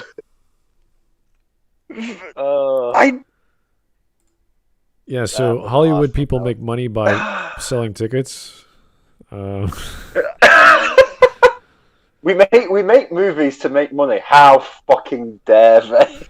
So wait, if a movie loses money, does that mean it's good? Well, there goes all the Star Wars arguments out the window, doesn't it? Do you know how many families you feed by so many people buying one ticket to a movie? It's basically communism. Yeah. No, but I just can't believe That's this whole not. thing is. This whole thing is. It's bad because of merchandise, and then goes, but then we get a really good one like Batman Begins. It's like Batman Begins was made the exact same way we did with fucking Batman '89, but in They made a video 2005. game, Not... Yeah, they made a video game. They made Gotham Knights to like jump on the success of it. They made loads of things. They made Arkham. I had the Tumblr. The Batmobile as a toy as a kid. Oh, 'cause yeah. I was like 11 when it came That was the out. biggest I had thing. and I had like the Scarecrow and all the figures and everything when I was a kid. They still made merchandise. Also, if you're 19 when you made this, so you were a little kid, so it would have been around about this time, but you were getting most of your Batman stuff.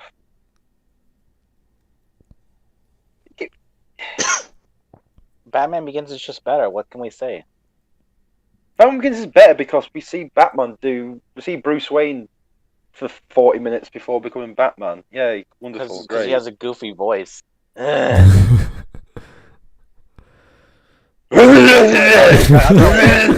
much better than Batman. Fight me on that. What'd you say? That Arkham is better than all of the Nolan movies combined. Yeah. Oh yes, yes, I would agree. Mind you, the Nolan series is still good, with the exception of Rises. But Begins and The Dark Knight is still a damn good movie. It's just that Arkham is that much better. Apparently, HiTop Rises is fucking. Somehow, Rises came out a year after City, so. Yeah. Okay, here's. Okay, anyway, let's keep going. Here's Mike Testa. Is this guy supposed to be Ralph Red? Who's Ralph Red? I have no idea who Ralph Red is. He meant Alfred. it's the pun on Alfred. On the Alfred meme. What, an alias or something? Alfred. I don't know.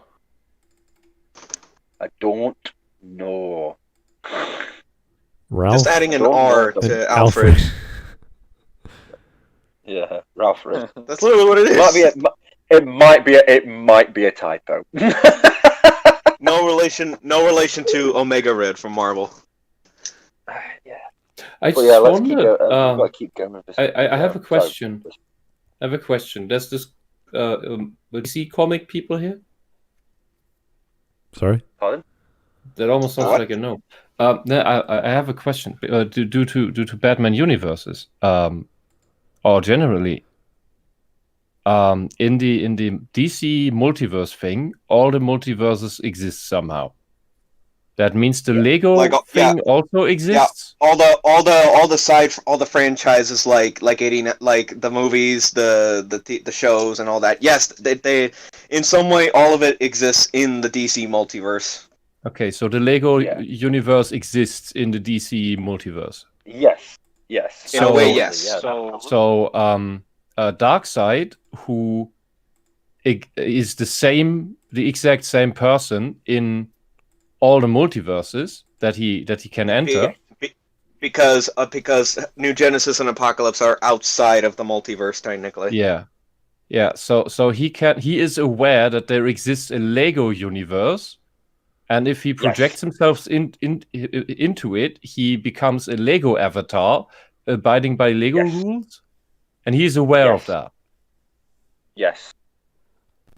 Even if he does that, he still won't be able to build the anti-life equation out of Legos. Yes, it is. I am. This is as amazing as it is silly.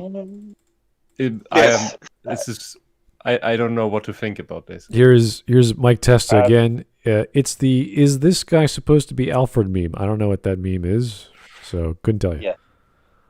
Oh, it's from HiTop. Okay. Of course. Yeah, that covered the guy who is it Ralph? didn't know Yeah, Ralph that. the movie maker. Oh, is it Ralph the movie? What Ralph Red? Yeah, Ralph the movie maker did a review on Joker, which was really bad. And the scene where Phoenix? That Phoenix, was painful to listen. God. No, hell no. That movie's amazing. Yeah, well, means the scene that we're talking about is when Joaquin Phoenix starts strangling Alfred, and his response is this guy meant to be Alfred? It's like the butler at the Wayne Manor. Yeah, that's meant to be. It's like no shit. Ralph just hates like, superheroes now. Yeah, Ralph is a fucking moron, but you know. All right, let's go. We got 2 minutes left, guys. We're almost done. Oh god, 2 more minutes of this shit. Once again, I am not arguing that Batman 89 is a bad film. I am arguing that Batman 89 is a bad representation of a character that has been around for 89 years. The biggest issue with this Batman film is the writing and direction of Batman. Batman 89 is a bad Batman movie because it makes no attempt to focus on Bruce Wayne or give him any kind of character development. Burton wanted to make an insanely cool-looking movie about a weird outcast. That's the only kind of film Burton ever wants to make. And you know what? I mean, you could just say this movie's based on the Golden Age and leave it at that. We're not going to go on another insane, overlong repetitive, self-indulgent, nonsensical, idiotic, completely useless, waste Got of it, my you addressed the time, haters, yeah. tangent. No, I'm not. I'm pretty You sure just- this video yes, already yes, you explained did. my You thoughts just in did. detail, and honestly, I'm tired. That was I'm a tired joke. of seeing Batman No, it murder didn't. It people. didn't. I'm tired of Warner making the worst possible creative decisions with the character I love. I'm tired of seeing people fight over who the best Batman actor is. I'm tired of getting into stupid fanboy debates about the DCEU. And most of all, I'm tired of having to explain this statement. So I will end this 10-minute tangent with this little message. Now I know why No, Michael Keaton the was video's barely over. ever in Batman and Batman Returns, because wearing that freaking mask is just horrible. Anyways, guys, my girlfriend thinks I'm a broke loser. Just ask her. It's true. And I kind of had dreams. No, the video's over. Yeah, the video's over. He's just gonna plug. He's literally just gonna plug his Patreon. That's it. Yeah. How old is he? He's 19. 19, he on said. this video. Okay, that's In it's this great video, that yes. he can Probably make videos 20 now. a channel like this at 19. But dude, you're already tired of Batman arguments Discussions at at 19. What is wrong? I mean, with I'm sorry. It's like you will have most a very, of the very most of cynical most of short your life, full of most of misery. his it's like most of your videos are really good overall, but on this point, you are literally too young to. You are literally too young to complain about this. I'm sorry. Yeah, I will literally give you money to never speak about Batman ever again. I will pay you 5 pence to never speak about Batman ever again. Because Yeah, it's like go back to talking about the DCEU where you belong. Yeah, I'm sorry. Well, I mean, I think he made Arkham videos. And I don't. No, he did, and that one's. No, it's like no, that one. Well, it's just this one that's really just off. This is terrible. This is a terrible that's the thing. movie. He It's a terrible sometimes movie. gets it, and then sometimes. No, I think I think he gets it more than he doesn't. He got it really wrong with this one. In this one, he's damn wrong. Yes. I just mean all his videos. And that's a very nice. No, a good amount of them are pretty good. I mean, literally the last one we did was one of the better ones. Right. Yeah. It's just that there's those couple times where he's just missed the mark so badly, and this is one of them.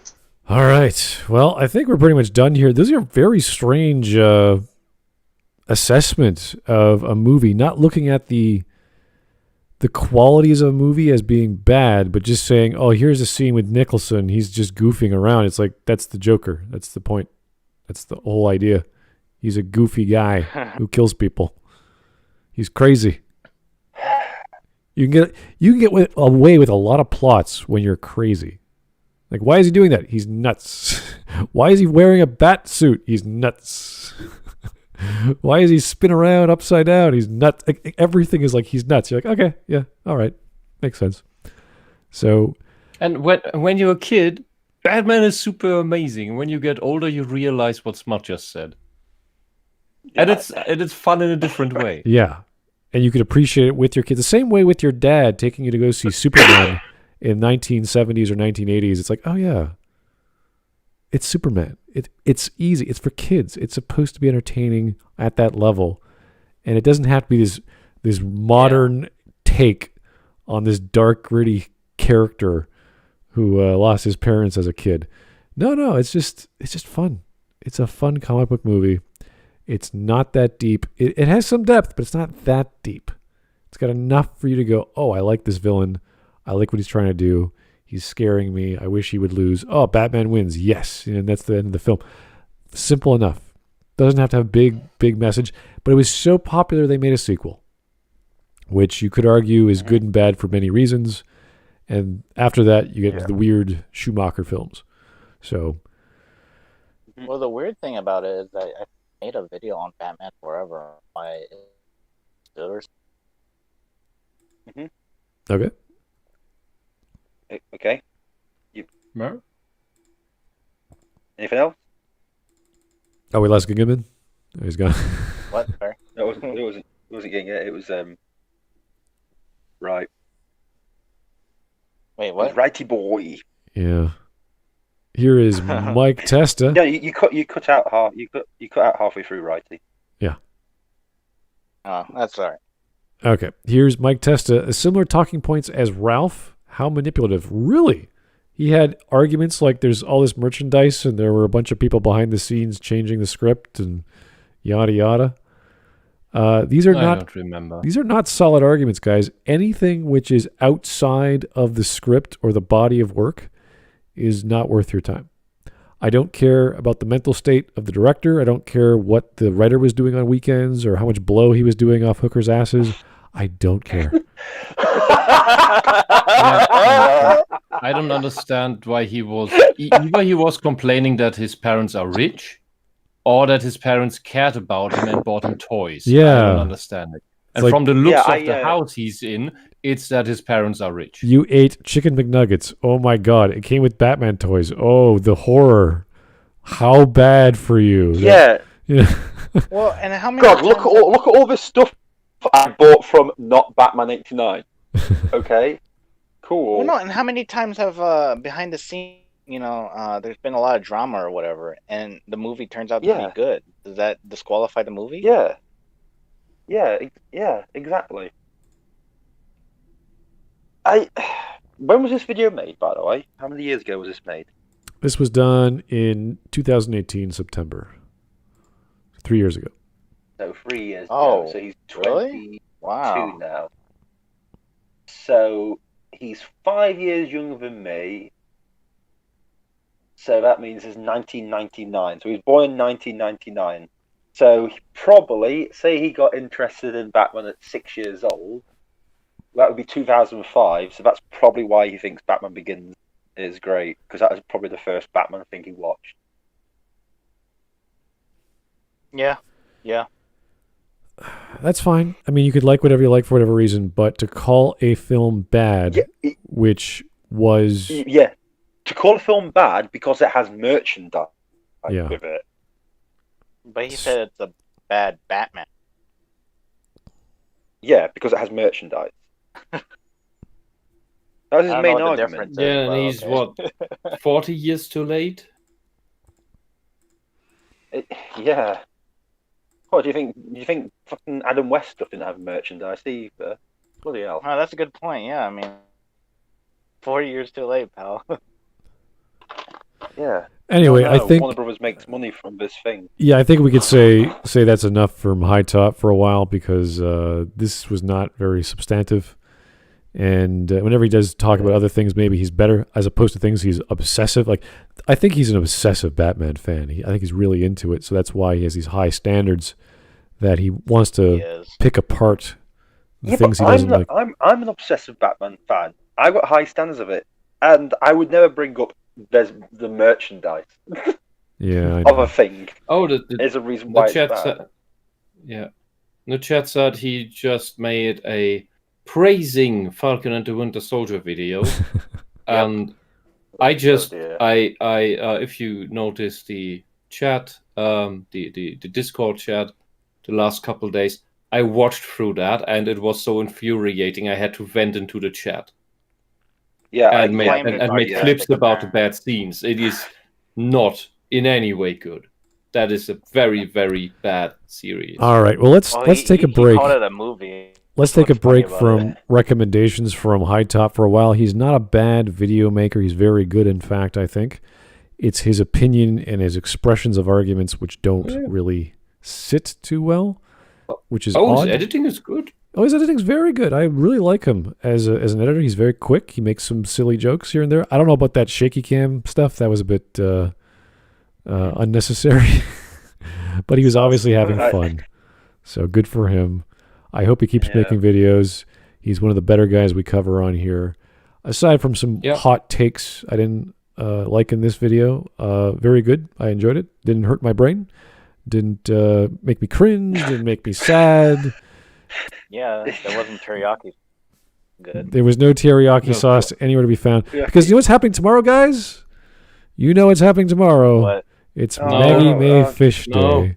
Oh God! To be honest with you, I am actually glad it is tomorrow. Because like I said, it's my birthday next Friday. And I didn't want to so we need to get ready. Whoever wants to Not everyone can Oh, make yeah? it. I know, because tomorrow is a heavy day for a lot of people. It's Fridays. So just be prepared for all the fun that is Maggie Mayfish. Do you have any idea what Dunn might be serving? I will have to ask him today. I don't know. Yeah, he's going to have to give us a heads up on that. Maybe he'll surprise us. Cool. Yeah. I'm having my kidneys removed. So I Wow. won't be able to make it. What, Both of them. Oh, yeah, yikes. both of them, along with my lungs and liver. Oh, So, sorry, boy. guys. I'm not really able to. Well then. All right, Why did gentlemen. the Chinese get you? Well, let's take a nice end of day, evening, whatever you want to call, whatever time zone you're in, break, and take morning. it easy. Get some sleep. Tomorrow's a big day for Smudcast. At least for me. Yes. Come on, guys. Woo! Yeah, we're all ready for it. Yeah. So cool. hopefully Yeah. we'll all be good to go tomorrow. Not all of us, but whoever wants to join. Of course, I'm not going to force anyone to watch Maggie May, but it's the one time of the month we all look forward to. You can say no to that.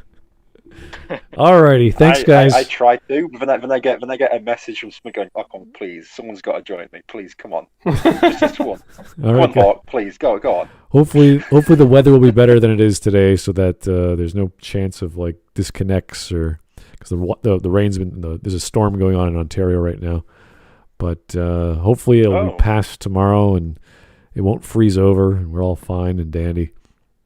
So we can all have a nice Smudcast tomorrow. Anyway, thank you for tuning in. We'll talk to you guys real soon. Have yourself a great evening. Bye.